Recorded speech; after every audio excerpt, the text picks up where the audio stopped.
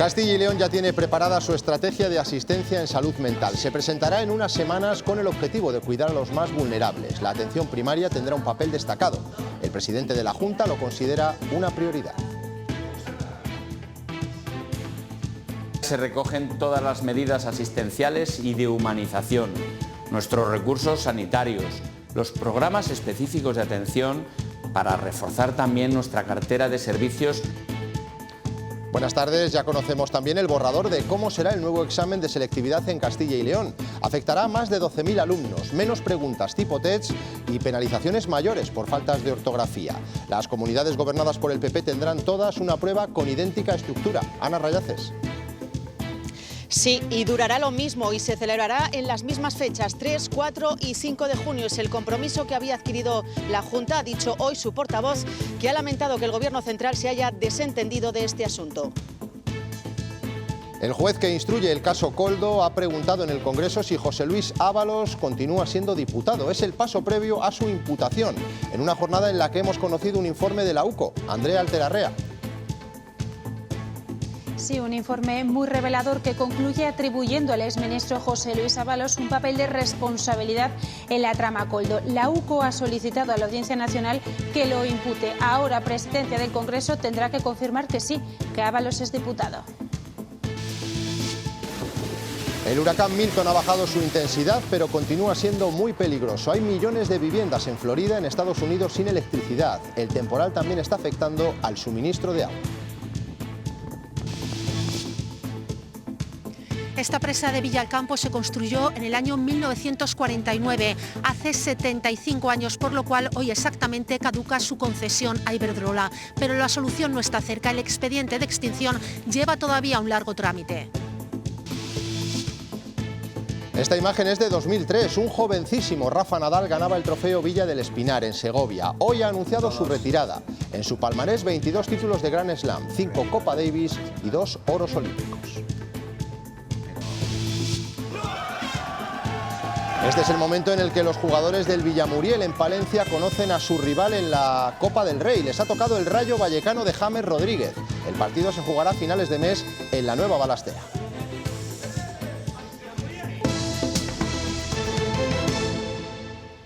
La Junta presentará en las próximas semanas la estrategia de salud mental para los próximos 6 años. No se conocen aún los detalles, pero sí se sabe que incluirá más recursos sanitarios y atención primaria tendrá un papel destacado. La estrategia incluirá un programa específico para niños y adolescentes y también para los habitantes del medio rural. En el Día Mundial de la Salud Mental, el presidente de la Junta ha lanzado un mensaje en el que subraya que Castilla y León es una prioridad para su gobierno.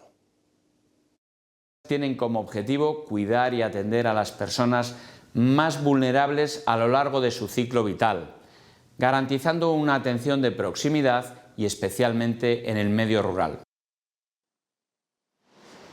No hay salud sin salud mental es el lema elegido por la Organización Mundial de la Salud para este 10 de octubre. La salud mental preocupa mucho a los españoles, de hecho más de la mitad consideran que es el principal problema de salud que padecemos en este país. Hay algunos datos concretos, por ejemplo, que el 60% de la población de España cree que el estrés les afecta en su vida diaria y de hecho 1 de cada 3 no han acudido a su trabajo por problemas de estrés en el último año. A la salud mental todavía la rodean ciertos estigmas y acompañan esto algunos datos. El 40% de la población de Castilla y León no sabría a quién pedir ayuda en el caso de padecer una depresión. Lo que piensen los demás sobre este tema y también la falta de recursos son los principales problemas para no solicitar apoyo.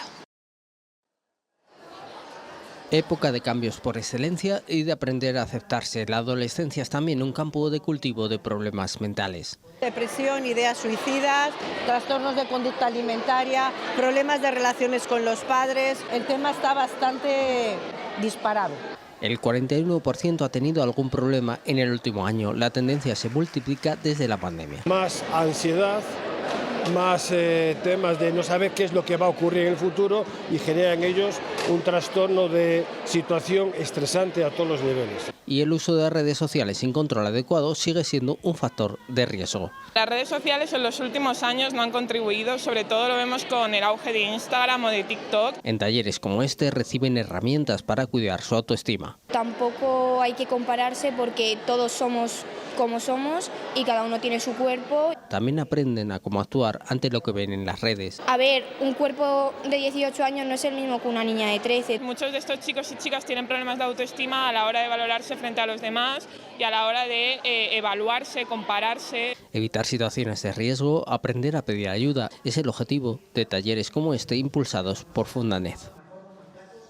Hablar de problemas de salud mental sigue siendo un estigma en las zonas rurales y más en el caso de las mujeres. El reto para las instituciones y administraciones es alcanzar una atención más coordinada y en red, que reduzca su aislamiento y las haga más visibles y escuchadas.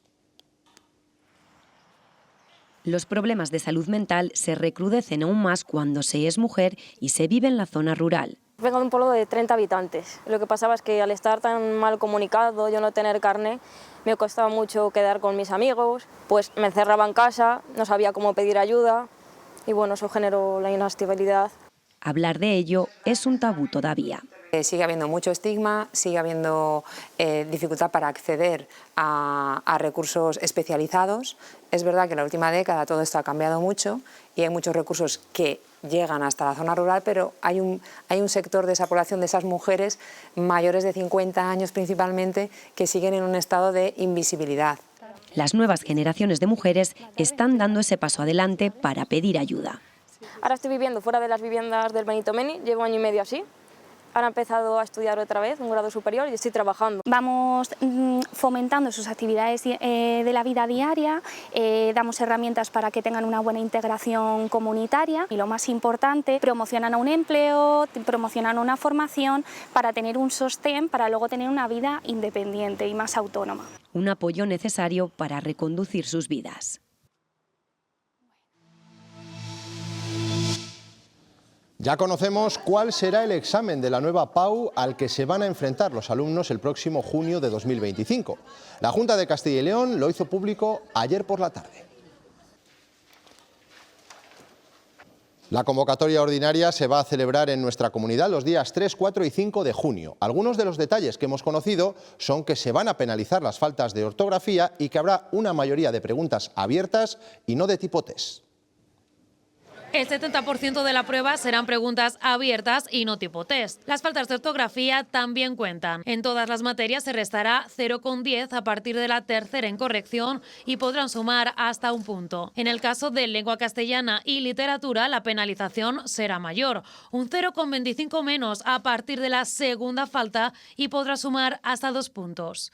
Si nos fijamos en las pruebas comunes, la estructura de lengua será la siguiente. Incluirá 6 preguntas, 5 cuestiones sobre lengua y otra sobre literatura que consistirá en un comentario literario dirigido. Historia de España contará con 3 bloques, uno con cuestiones breves, otro con el comentario de fuente histórica y el último con 2 opciones que será el desarrollo extenso de un tema. En esta prueba los tribunales examinadores valorarán específicamente la capacidad expresiva y la corrección idiomática de los estudiantes.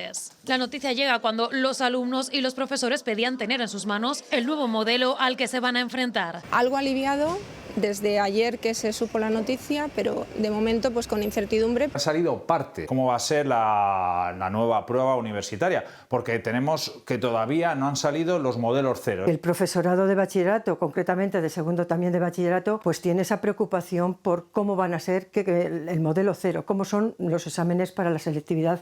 A la que se enfrentarán el próximo junio. Esos son los detalles que han trascendido de la nueva PAU. La Junta valora que se haya llegado a un consenso con las comunidades gobernadas por el Partido Popular y critica, Ana, que el Gobierno central no sea el que lidere el proceso.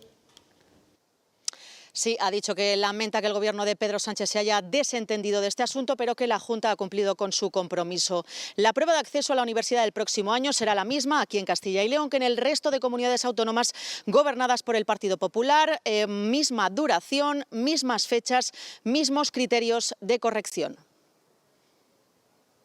Hubiera sido bueno contar con el Gobierno de España y que fuera el Gobierno de España quien liderara algo que es bueno para todos los españoles y que viene a fortalecer la unidad entre el conjunto de las comunidades autónomas de España. El Gobierno se ha desentendido, pero una gran mayoría de comunidades autónomas queremos participar en avanzar hacia esa BAU común.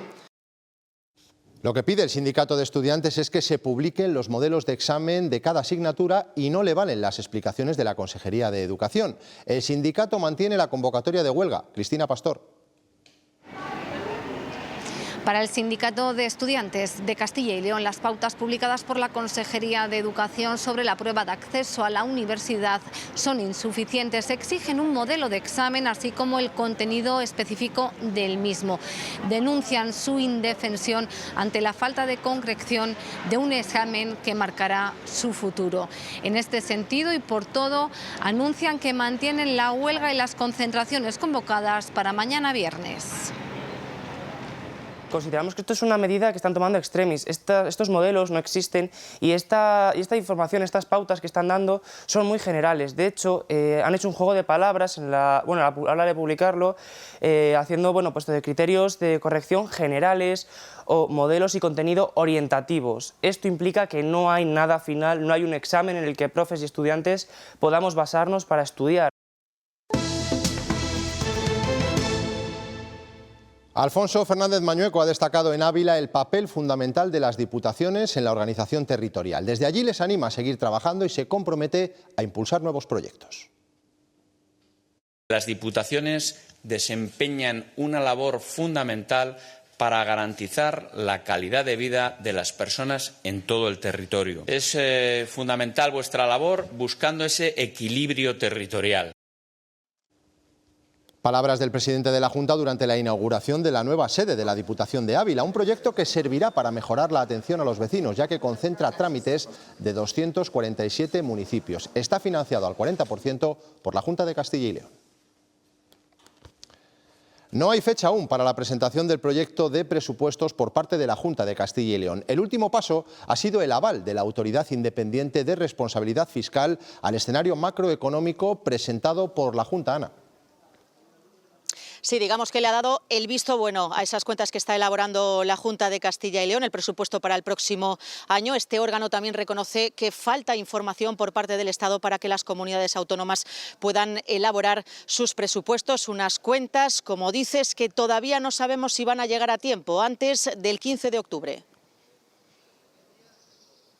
Esto, lógicamente, supone dos cosas. Por un lado, que la AIRED reconoce y avala las previsiones hechas por Castilla y León, que son extraordinariamente prudentes, con la metodología adecuada, y que además reconoce que estas previsiones se hacen para un presupuesto en un contexto y un contenido de mucha indefinición y de mucha inseguridad sobre datos nacionales para aportar para el conjunto de comunidades autónomas. Es el último pleno al que asistía el procurador de Vox, Francisco Javier Carrera.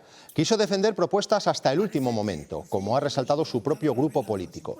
Anoche falleció a consecuencia del cáncer que le fue detectado en junio del año pasado. Era procurador por la provincia de Valladolid desde las elecciones de febrero de 2022 y durante su paso por el Parlamento fue portavoz en las comisiones de Hacienda. Pedro Sánchez, como ven, ha retomado su ronda de contactos con los presidentes autonómicos. Esta mañana turno para Canarias y Aragón. Clavijo le ha reclamado más recursos para aliviar la situación migratoria y que no mire para otro lado. También que Gobierno y PP retomen las negociaciones para reformar el reglamento de extranjería. Con Jorge Azcón, la reforma a la financiación autonómica ha centrado la conversación. Hoy el presidente del Gobierno está dispuesto a ofrecer una financiación privilegiada a los independientes catalanes. Este asunto es un asunto que, como todos sabemos, se tiene que tratar en el Consejo de Política Fiscal y Financiera y que tiene que ser incluido en la conferencia de presidentes. La propuesta y la mano tendida del presidente del Gobierno de España para actualizar el sistema de financiación autonómico que durante muchos años y con mayoría absoluta del Partido Popular debió actualizar si no se hizo. Es una de las imágenes del día, todo el Congreso de acuerdo para sacar adelante la ley ELA, una deuda política con los pacientes que llevaban años esperando. El texto conjunto, elaborado entre PSOE, PP, Sumar y Junts, se ha aprobado por unanimidad. No ha habido sorpresas. Ahora, eso sí, estarán vigilantes para que se cumpla con la financiación para alegría y alivio de pacientes y cuidadores.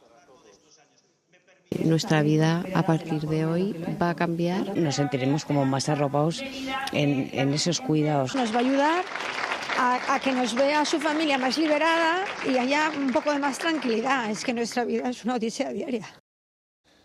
Un informe de la UCO señala la penetración de la trama del caso Koldo en una unidad de la Guardia Civil. Apunta que pagaban a un comandante a cambio de teléfonos encriptados y de información sobre empresarios e investigaciones. Madrid, Andrea Altelarrea.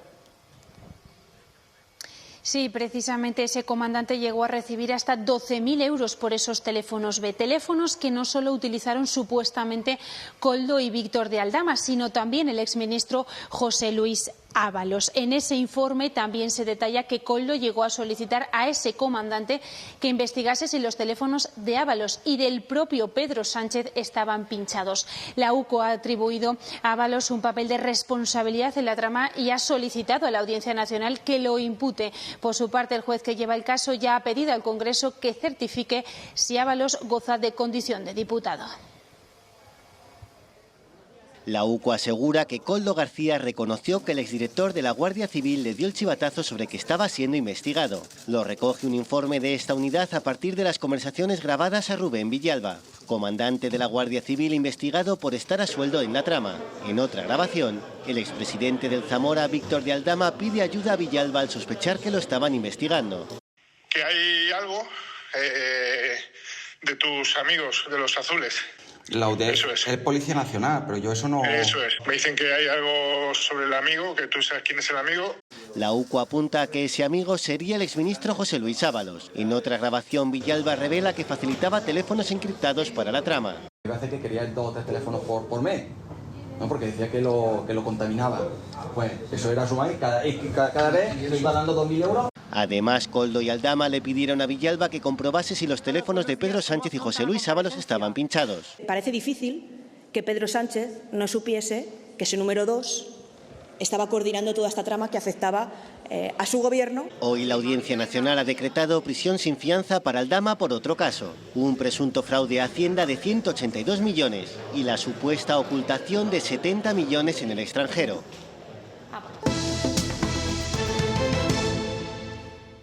La borrasca Kirk afectó ayer prácticamente a toda la comunidad. El viento provocó incidencias hasta que se levantaron los avisos por la tarde. Hoy la situación está mucho más tranquila, pero ¿qué nos espera en las próximas horas, Sergio? Pues Antonio, para esta tarde seguirán los cielos despejados, tendremos algunos intervalos de nubes altas y no se descarta tampoco algún chubasco muy localizado en zonas de montaña. Pero nos va a durar mucho esta situación, vamos a tener muchas horas de estabilidad. Siento decirles que no, esta noche entra una nueva borrasca por el suroeste peninsular que de cara a mañana viernes va a dejar toda la comunidad de Castilla y León regada por esas lluvias, sobre todo en la zona sur y oeste de nuestra comunidad. Fuera de Castilla y León, el huracán Milton arrasa parte de la costa este de Estados Unidos, dejando imágenes desoladoras. Como ven, alrededor de 3 millones de hogares se han quedado sin electricidad y está provocando graves inundaciones. Los meteorólogos advierten que seguirán las fuertes rachas de viento y lluvia asociadas al ciclón. Por el momento ya hay 2 muertes confirmadas. Los daños de Kirk se notan en nuestro campo. El 30% de la bellota para la montonera del cerdo ibérico en Salamanca se ha perdido. Además, en el valle de Valdelucio y Tozo, en Burgos, el temporal de viento y lluvia de los últimos días ha dejado así los cultivos de girasol. Pero no solo eso, los más de 100 litros por metro cuadrado caídos desde el lunes han arruinado la cosecha de patata. Los agricultores de Valdelucio y Tozo preveían una buena cosecha de patatas. Se esperaba una campaña de comercialización normal, pasando a buena. Pero las lluvias del último mes y sobre todo las de la última semana han echado por tierra todas sus expectativas. Vemos que la actuación aquí, manual o con máquina, va a ser imposible. Si no podemos entrar, no podemos coger. Si después vienen las heladas y viene el invierno, esto desaparece, se pudren y la que quede sin pudrir se va a helar.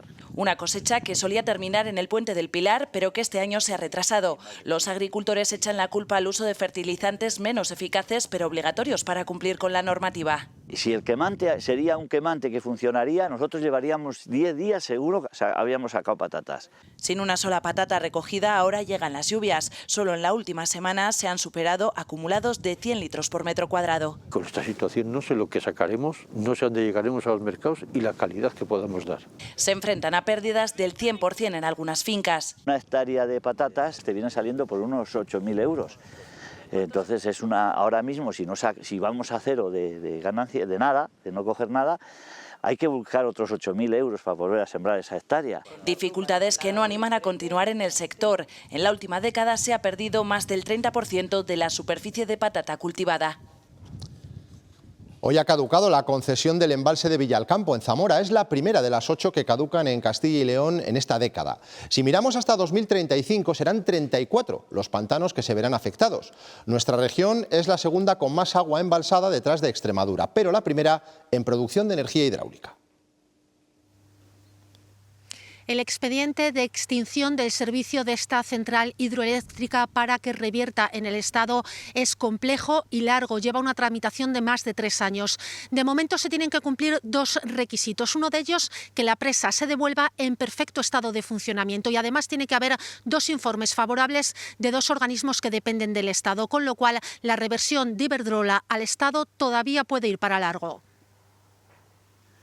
Villalcampo será el primero y además servirá como banco de pruebas para incluir nuevas condiciones en los pliegos de concesión. Y bueno, tenemos una esperanza muy importante puesta en que esos pliegos de verdad contemplen que los territorios tienen que ser escuchados. El objetivo, generar oportunidades en las comarcas en las que están situados. Como pueden ser, por ejemplo, pues la creación de comunidades energéticas, como puede ser la creación de infraestructuras municipales que mejoren la vida de la ciudadanía. Y también, bueno, pues que fomenten el empleo, que yo creo que es algo esencial para que la gente se quiera quedar a vivir en el entorno rural. Porque más allá de la generación de energía, los embalses dotan a los municipios de otros recursos, como el turismo y el empleo. Así lo reconoció la última modificación de la Ley del Agua, y desde entonces, la empresa concesionaria debe avisar a los ayuntamientos de los futuros desembalses para perjudicar lo menos posible a otras actividades económicas. Ahora en Villalcampo se abre un impasse hasta que se resuelva la nueva concesión. Tengamos en cuenta que esto es la primera vez que sucede en nuestro país. No es fácil cerrar un contrato de estas características y abrir otro nuevo. Hasta el momento, será Iberdrola quien continúe con sus labores de explotación en Villalcampo, a la espera además de que el Tribunal Superior de Justicia del País Vasco se pronuncie sobre una posible ampliación de la concesión durante 15 años más. Villalcampo fue la segunda gran presa de los Altos del Duero tras Ricoballo. Sus obras empezaron en 1942 y se inauguró 7 años después. Fue una época de bonanza de la que se beneficiaron las zonas más deprimidas de la provincia de Zamora, primero con las obras y después con los trabajadores que se asentaron en los llamados poblados. Repercutían un poco en la mejora del entorno porque había unas cuantas personas con unos buenos puestos de trabajo. Posteriormente a la puesta en marcha, en el conjunto de la provincia, Iberdrola tenía 476 trabajadores. Este de Villalcampo, ahora completamente abandonado, llegó a tener de todo: viviendas, hospedería, economato, iglesia, escuela. Ahora es símbolo de la despoblación y de lo que pasó primero con la inundación de las tierras y después con la automatización de los procesos en las presas. Hubo un montón de puestos de trabajo, ahora no hay prácticamente nadie, los trabajadores que hay, prácticamente no queda nadie del municipio. Todos son gente que van y vienen, al final pues no dejan una repercusión aquí al municipio. Sí, menos gente viviendo sobre todo. Hoy este embalse, que emplea una decena de trabajadores, cuenta con una presa y 2 centrales hidroeléctricas que producen energía renovable para más de 150.000 hogares. En Unicaja te ayudamos a destapar el potencial de base que llevas dentro. Unicaja. ¿Te atreves? Y la vida se abre. Los trabajadores de Bimbo en Valladolid ven cómo pasan los días y no aparece una solución que les asegure sus puestos de trabajo. Por eso están participando en una jornada de huelga y concentraciones a las puertas de la fábrica. Óscar Villarroel. Los trabajadores de Bimbo en Valladolid están participando en la primera de las 9 jornadas de huelga que han convocado. Según el comité de empresa, el paro lo ha seguido el 100% de la plantilla. También han anunciado que en las últimas horas ha habido contactos entre la Fundación Anclaje y los responsables de la compañía sin que les hayan notificado que se hayan producido avances para mantener abierta la producción en la factoría vallisoletana. Lo que sí nos han informado es de que la compañía contempla posibles traslados de los trabajadores a sus factorías de Santa Perpetua de Mogoda, de Guadalajara o de Córdoba, en el caso de que finalmente cierren la planta vallisoletana. Las producciones lógicamente van a ir donde tienen que ir, es las plantas que tienen capacidad de absorción de ella, que es PAI en Guadalajara, Santa Perpetua y Puente Genil. Esas son las que tienen capacidad para fabricar los productos que tenemos ahora mismo en Valladolid.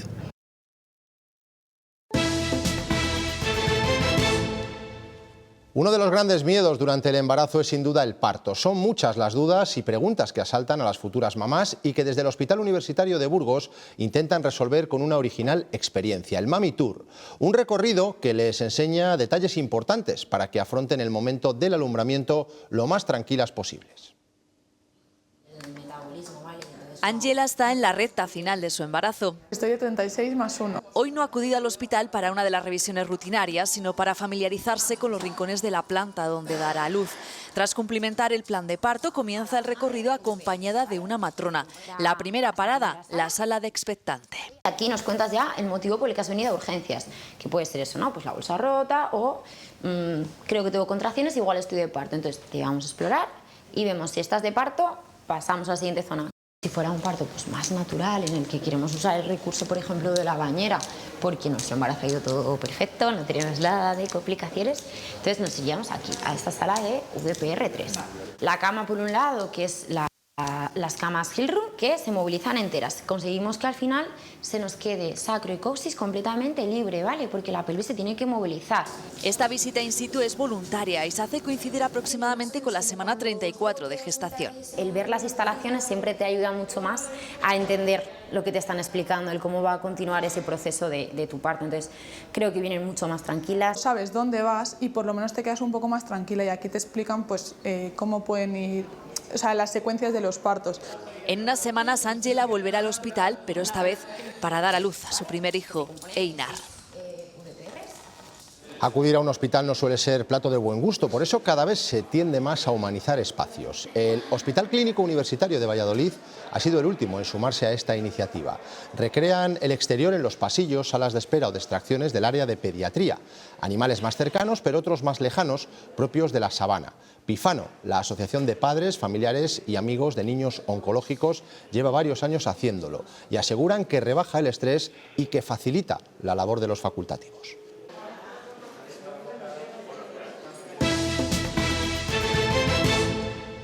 Nos trasladamos a los jardines del Palacio Real de la Granja en Segovia, que han comenzado los trabajos de restauración integral de la icónica Fuente de la Cascada, una de las primeras que mandaba construir Felipe V y que acaba de cumplir 300 años. Laura Hernández. Aquí en el balcón de la habitación del rey presiden las vistas de la Fuente de la Cascada, para la que Patrimonio Nacional ha iniciado las obras de restauración integral. Está previsto reparar su sistema hidráulico siguiendo técnicas artesanales del siglo XVIII y también garantizar que no tenga nuevas filtraciones, es decir, la impermeabilización de este complejo, con el objetivo de que pueda verse en funcionamiento de nuevo en el verano del 2026. Actuaremos tanto en la propia estructura como en los revestimientos de mármol que pueden ver, en la impermeabilización de estas bandejas para intentar que no pierda agua y, por supuesto, en los grupos escultóricos. Es la fuente central del Jardín de la Granja, la que el rey quería ver correr continuamente.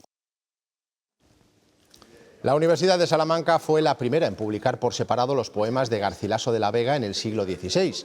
Ahora esa particular vinculación florece de nuevo al presentar una edición bilingüe al francés de sus sonetos. Una edición de Catherine François con una colaboración muy especial, la de este hombre, Santiago Auserón.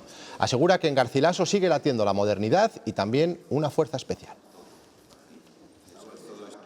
Y es la magia de la energía vital, del sentido de la belleza, de la entrega amorosa. Más que duro ha sido de paciencia, de pulir el verso hasta encontrar la musicalidad que tanto yo veía en Garcilaso.